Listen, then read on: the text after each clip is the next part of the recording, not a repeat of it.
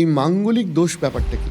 দেখুন, হরোস্কোপে বা কুষ্টি যেটা আমরা বলি, আমরা লগ্নের থেকে, রাশির থেকে অথবা শুক্র থেকে শুরু করে 1 নম্বর ঘর, 4 নম্বর, 7 হাউস, 8 হাউস আর 12 হাউস, এই মঙ্গলের যদি কানেকশন থাকে তাহলে আমরা মাঙ্গলিক বলি।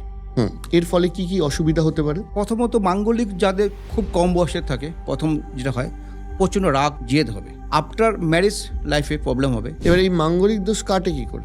মাঙ্গলিক যোগ কাটে প্রথম পুজো করতে হবে আমাকে, নারায়ণ শিলার সাথে বিয়ে দিচ্ছে, কলা গাছের সঙ্গে বিয়ে দিচ্ছে, কিন্তু মাঙ্গলিক যোগ কখনো কাটবে না। প্রথমে মাঙ্গলিক জানতে হবে আপনি কি ধরনের মাঙ্গলিক আছে। 1 নম্বর ঘরে মাঙ্গল বসে আছে, আর 4 নম্বর ঘরে বসে আছে, বা 7 নম্বর ঘরে বসে আছে, অথবা 8 নম্বর অথবা 12 নম্বর জানতে হবে। কারো দেখবেন হাজবেন্ড খুব ভালো হয়, কিন্তু শ্বশুর শাশুড়ি ননদ ভালো হয় না। কিছু দেখবেন ফ্যামিলি প্রত্যেকটা মেম্বার খুব ভালো হয়, হাজব্যান্ড ভালো হয় না। কিছু দেখবেন বিয়ের পর হাজব্যান্ডের ডেভেলপমেন্ট কমে যায়। তখন আমরা সাধারণত বলি বউ চৌলক্ষ্মী, আসার পর হাজব্যান্ডের ব্যবসা কমে যাচ্ছে বা চাকরি চলে যাচ্ছে। কিছু লোক দেখবেন বিয়ের পর শারীরিক অ্যাক্সিডেন্ট হচ্ছে, সেগুলোর কারণ মাঙ্গলিক দোষ হতে পারে। তো মাঙ্গলিক কোথায় বসে আছে? তাহলে কোনো মানুষ যদি সমস্যা নিয়ে আসে, আপনারা এটা অ্যানালাইজ করে তারপর সেই অনুযায়ী প্রতিকারটা করেন।